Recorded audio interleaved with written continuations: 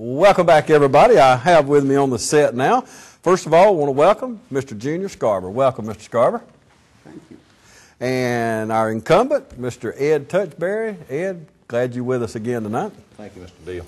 Okay, and as you know, we're going in alphabetical order, so S goes before T, Junior, so you go with your 1-minute opening statement. Well, I'm J.W. Scarborough, Jr. I live at 325 Regency Circle. My wife is Nan Scarborough. We have one daughter, Nancy Sellers. Her husband's Philip. We have 3 grandchildren, Kyle, Kaylee, and Will. Okay, thank you, sir. And you, Mr. TOUCHBERRY. My name is Ed TOUCHBERRY. I'm currently the councilman for Ward 3. I'm married, have been for 46 years. My wife is Martha TOUCHBERRY. We live at 1214 Chenault Drive. I have 3 children and 5 grandsons. Okay, thank you, sir. And I'm going to go right back to you, Mr. TOUCHBERRY. First question from a viewer. I've been out of work for 19 months. Is there any hope of new jobs coming to Dublin? I think this is a question that many people have, not only in this community, but throughout this nation. I know that our development authority is working diligently, along with the chamber and all elected officials, both county and city, to try to improve the situation. And hopefully people like this will soon find employment. Okay, thank you, sir. And Mr. Scarborough, I've been out of work for 19 months. Is there any hope of new jobs coming to Dublin? Certainly there's hope. There's got to always be hope. And I'm sure that with all of us working together, we can bring some industry into Dublin. I was in a meeting 20 months ago when they were saying that we needed a spec building. Then everything was up and running. Now all of it's closed. What we're going to have to do, we're going to have to band together and go to Tourist and Trade in Atlanta and show them what buildings we got, give them breaks on taxes, utilities, whatever it takes. It's like when the fish leave the bay, they're out there, but we got to bring them back in. Okay, thank you, sir. And the next question, I'm going to go to you, Mr. Scarborough. Has Crime Stoppers been successful, and what other things like this can we do as a community? What I say about that, what I do, if I see somebody doing a crime or know they're doing a crime, I'm going to call 911. Okay, Mr. TOUCHBERRY. Crime Stoppers has been tremendously successful. Thanks a lot to Detective Brenda Paldo. She has organized, I think we're up to about 8 neighborhood watch groups. And there are other things that can be done along these lines, which is neighborhood cleanups. And we've seen that done in a lot of neighborhoods. So there are other things that can be spin-offs of this. Okay, thank you, sir. And I'm going to go back to you, Mr. TOUCHBERRY. Should Dublin and Lawrence County consolidate to save money? That's a knotty issue. We have seen certain things consolidate over the years, such as the rec department and the animal shelter. But when you start talking about schools, you start talking about police departments and sheriff's departments, it becomes a real big issue. And geographically, I think it is virtually impossible to consolidate the school systems because of the travel that's going to be involved. Some people think about consolidating the school systems as building one big mega high school, but that's not it. My understanding would be that we would still have 3 high schools, but there would be some probably busing to get disparity of racial mix in those schools. Okay, thank you, sir. Mr. Scarborough, should Dublin and Lawrence County consolidate to save money? I don't think that it would save any. All I think that it would do is create more confusion. Okay, and I'm going to come back to you this next question, Mr. Scarborough. How important is downtown to our long-term growth? Well, it's very important. When industry comes in looking over things and think about settling, they don't want to see a mall, they want to see downtown. And we have a beautiful downtown, and I'm proud of it, and we just need to keep it up. Thank you. Thank you, sir. Mr. TOUCHBERRY, how important is downtown to our long-term growth? Downtown is extremely important, and the City Council, with the Mayor's leadership and the Downtown Development Authority, have made tremendous strides, and there's been a lot of individual investment in downtown over the last 2 or 3 years, and it is very important. Just like Mr. Scarborough said, when people come to town looking at locating a plant or a business here, the first thing they want to do probably is drive downtown. Okay, and I'll come back to you, Mr. TOUCHBERRY. Where does the city of Dublin stand with infrastructure? I think we have made tremendous gains over the years with infrastructure. We've run sewer, gas, and so forth just about to every important point out to the bypass. We've done a great deal of replacing cast iron pipes of gas, cast iron pipes. We're currently replacing many water pipes and trying to get our neighborhoods up to par with their services.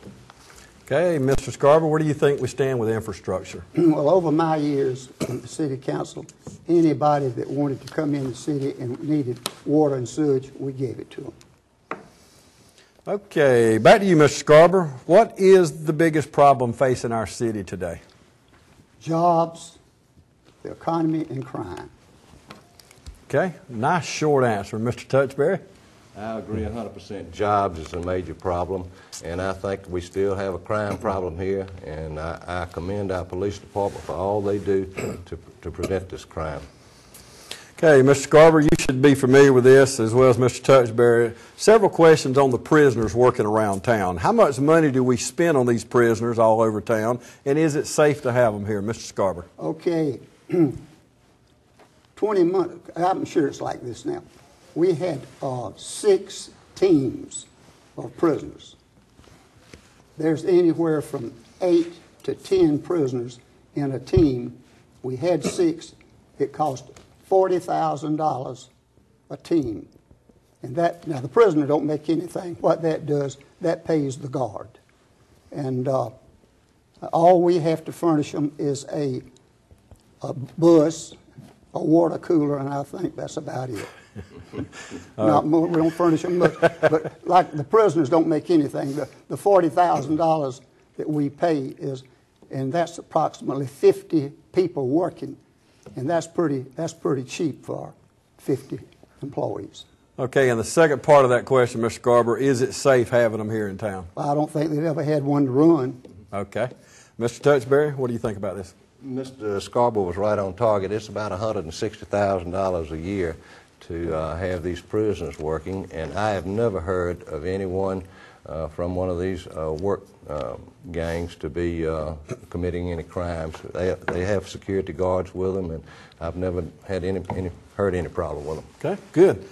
Okay, we're going to take a commercial break, everybody, but don't forget, coming up after this debate, we've got District 3 in the Dublin City School Board, Bill Perry and Calvin Sturgis. Y'all stay with us. More to come right after this.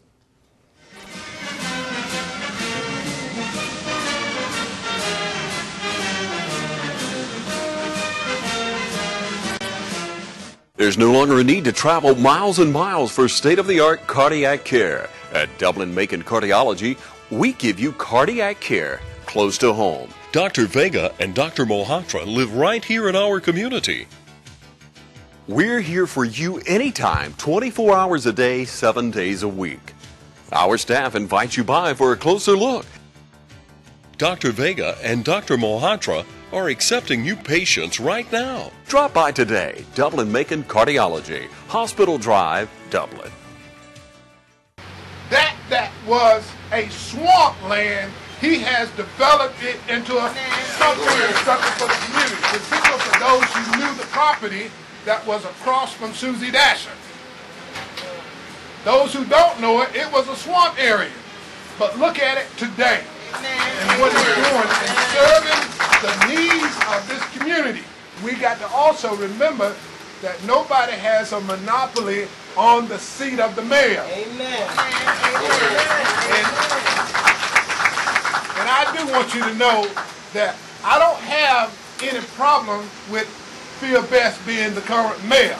But I think that he has served his time, and it's time for a change.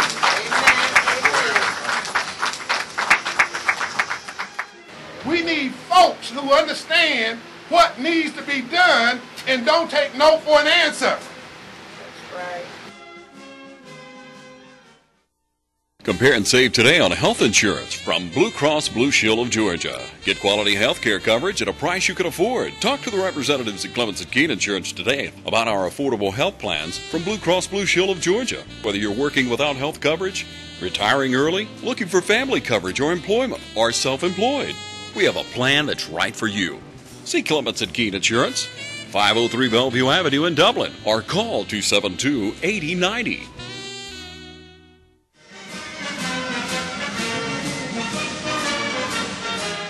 Welcome back, everybody. We're having a great time on the set here, as you can tell. We're talking about our farmers market. And I think, Mr. Scarborough, I'll go to you. Is the farmers market being used like it is intended? I think it is. The city council and the Downtown Development Authority has just done a real good thing. They've taken the charges off of it. People are using it free, and it's really picked up. I know my wife is there every Saturday buying bread and jelly and other stuff, but I'm sure it's being used like it was supposed to. Yes. Okay, thank you, Mr. Scarborough. He knows we're hungry up here because me and Mr. TOUCHBERRY just talked about that bread over here. What do you think about it, Mr. TOUCHBERRY? I think it's one of the best things that the City Council has ever approved to do. It not only gives people out in the community and rural areas of Lawrence County an opportunity to make some money and raise some vegetables and things that we in the city limits can't do, and I thoroughly enjoy it, and I think it's run excellently. Mm-hmm. Amen. And we were unanimous on that farmers market on the set here. And let me ask you this. Is there a gang problem in Dublin? I'm going to go to you, Mr. TOUCHBERRY. Do we have a gang problem? If we do, what degree? I think we do have a small gang problem. I don't think it's nearly what it would have been by now had not our ministers got involved. Our task force that we had trained within the police department has done a great job. I think we have some wannabes out there, but I don't think we have a gang problem that you would define like in some of the major cities. Okay. Mr. Scarborough, gang problem. I don't think we have much of a problem. We have an excellent police department. They're on the ball, and they stay on top of things, and I'm sure if that one does develop, they'll be on top of it. Okay, a lot of questions come in on baggy pants. Mr. Scarborough, I'm going to you. Looking back, was it the right thing to do to ban baggy pants? Well, it's a very ugly thing. I mean, it's sickening, and there's nothing much they can do about it, because if they see a police coming, they pull them up. And I asked one of my friends, I said, how do they run in them? He said they step out of them. And when the police gets after them. So. Okay, thank you, Mr. Scarborough. Mr. TOUCHBERRY, baggy pants. Well, we don't have a baggy pants ordinance. We have an indecent exposure ordinance.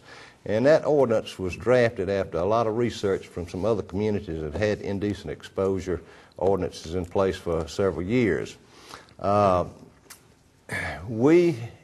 After having that ordinance passed for approximately 6 months, the police department said just passing and putting in place an ordinance had helped a great deal. So I think it was the right thing to do. We were getting a lot of complaints from citizens about the attire that people were wearing coming out of stores and embarrassing their daughters and wives and so forth. So I think it was the right idea. Okay, this question brought in several comments on people coming to town to sell their products. Why can't we ban these people from coming to town, taking money from local businesses, such as the gun and knife shows, tool shows, selling kids' clothes at the National Guard Armory, while our local merchants make large, long-term investments? Mr. TOUCHBERRY, where do you stand on this? Well, these people have to get permits, whether it's a 2 or 3 day permit to do these type of things.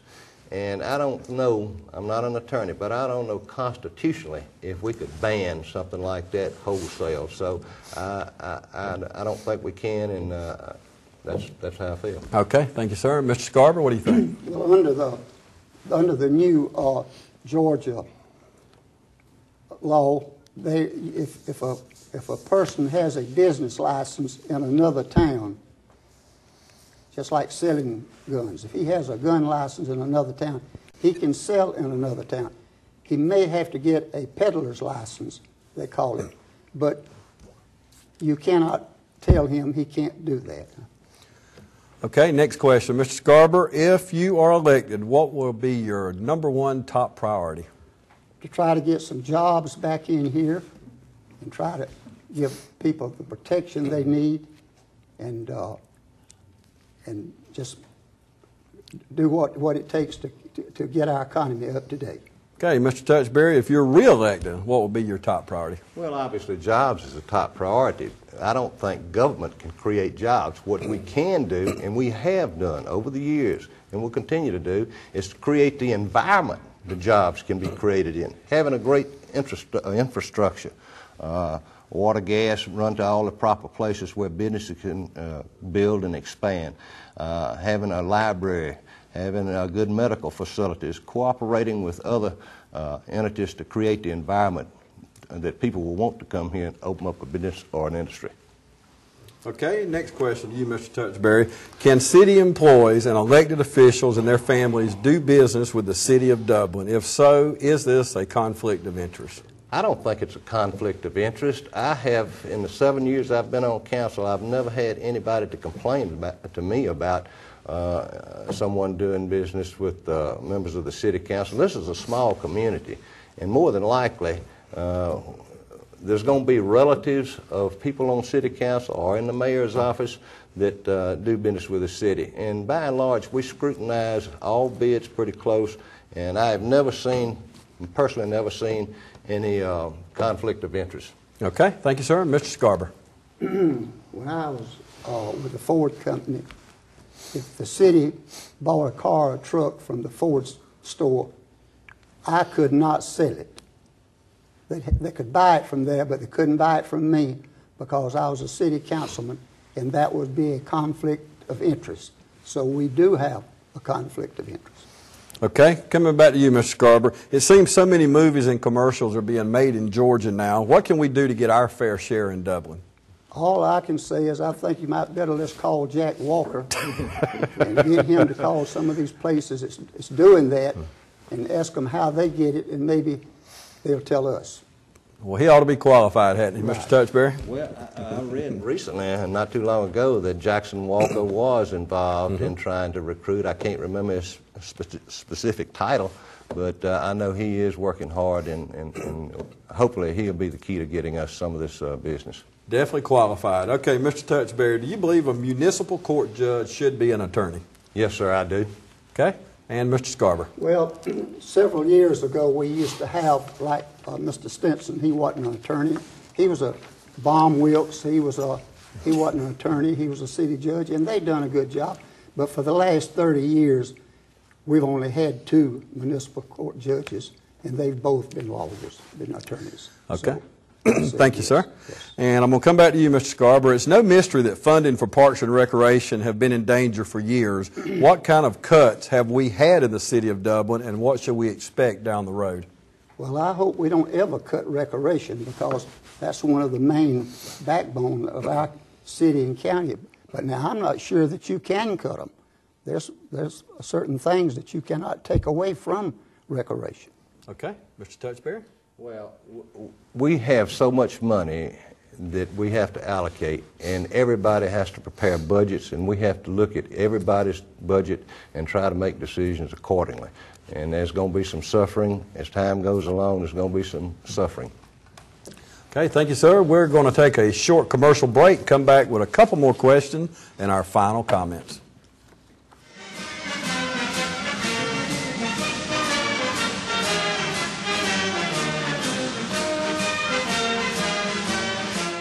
This week's specials at the Piglet include the family pack of ground beef for just $1.99 a pound. Boston butts are just $1.59 a pound. The family pack of ribs, just $1.99 a pound. Buy Angus ribeye steaks for just $5.99 a pound. Chicken breast tenders are just $1.99 a pound. Chuck roast, $2.79 a pound. The 10-pound box of fresh sausage patties, $18.99 a box. 20-pound russet potatoes for $7.99 a bag. 20-ounce bread is just 89 cents a pack, and hamburger and hot dog buns just 89 cents a pack. Shop the Piglet and save. The Piglet, Martin Luther King Boulevard in Dublin. Call Earl for special orders at 272-2250.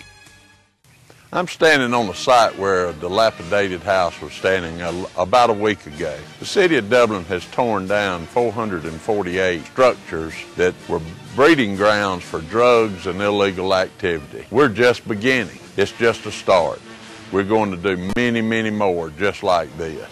Please re-elect me, Phil Best, as your mayor on November the 8th. And remember, early voting starts on October the 17th.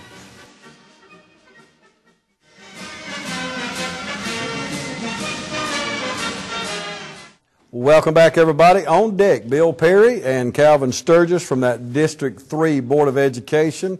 They're in the studio now. We got a couple more questions we're going to ask here, then we're going to go into closing comments. Mr. TOUCHBERRY, what political figure in history do you most admire? I would think that probably Thomas Jefferson and Ronald Reagan. Okay. And Mr. Scarborough? Well, I would say Harry Truman, Franklin Delano Roosevelt, Martin Luther King, Albert Franks, Bob Walker. That would be it.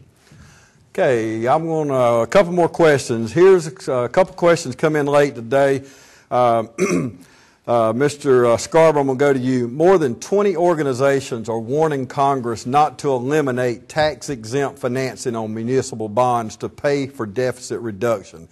If they do this, how would that affect the city of Dublin? Well, I'm not sure. It won't be good, I'll tell you that. That's my answer. Okay. Mr. TOUCHBERRY? I do not have an answer for that complicated question. I'm sorry. Okay. I'm going to ask my chauffeur back here to answer that. Okay, Mr. TOUCHBERRY, the Humane Society in Lawrence County kills 80% of the animals. This is a city and county problem. What can we do to stop this? Well, we could always raise taxes and have a lot more money to prevent these animals from being put away, but I don't think that's the answer. I would like to see us get more involved in spading these animals, promote adoption of them, and I don't have an answer other than that. Okay, Mr. Scarborough. The Humane Society saves the city of Dublin hundreds and hundreds of thousands of dollars. If it wasn't for the Humane Society, the city would have to have a pound. A pound is a place where they bring dogs and cats and animals they pick up. We would have to staff it, feed it, pay for it, and everything. But by having the Humane Society, they do that. And I'm not sure how much money we give them, but evidently it's not enough. And I think that what we should do, I think that maybe we should come up with more money to where they could keep the animals longer than what they're keeping them, and maybe go to other towns that can take some of them. Advertise that we have pets for people, and maybe other towns that don't have a big Humane Society would take some of the animals. It's awful to have to do what they're doing, and I know that maybe it's necessary, but certainly is bad. Okay, thank you, sir. And our closing statements. I'll go first to Mr. TOUCHBERRY. Well, I would like to thank the viewing audience for turning in, and for the people that are sponsoring this, the advertisers. I am interested in seeking re-election. I would like to close by just covering a few of my credentials. I am a high school graduate. I graduated from college with a degree in business administration. I've taken over 40 hours of elective continuing education courses from University of Georgia's Municipal Training Institute for elected officials. I have 40 years experience in human resources with 2 major corporations. During that period of time, I've administered budgets over $400,000. I've supervised over 15 employees. I've served on committees overseeing over $100 million in 401k plan assets. I served on committees that purchased group insurance for over 3,000 employees. I spent 6 years in the Army National Guard. My community involvement, I've served the last 7 years on the Dublin City Council. I've served on the following boards of directors over the years: Chamber of Commerce, Heart of Georgia, Technical College Board of Trustees, United Way, Dublin Lawrence International Committee, and the Middle Georgia Easter Seals. I would like for people to review these comments that I just closed with and make your decision accordingly. Thank you very much. Mr. Scarborough, closing statement. Well, I'm not going to try to top that, but I'm a member of Pine Forest Methodist Church. I'm a car salesman. I sold cars for 50 years. I have been a member of the Dublin Civitan Club for 50 years. And if I'm elected, I think that I can do good for Ward 3. I know one thing, I will try to do everything I can to make it the best ward in Dublin. Thank you. Thank you very much. Thank you, guys. Coming up right after this break, District 3 Board of Education. Stay with us. We'll be right back.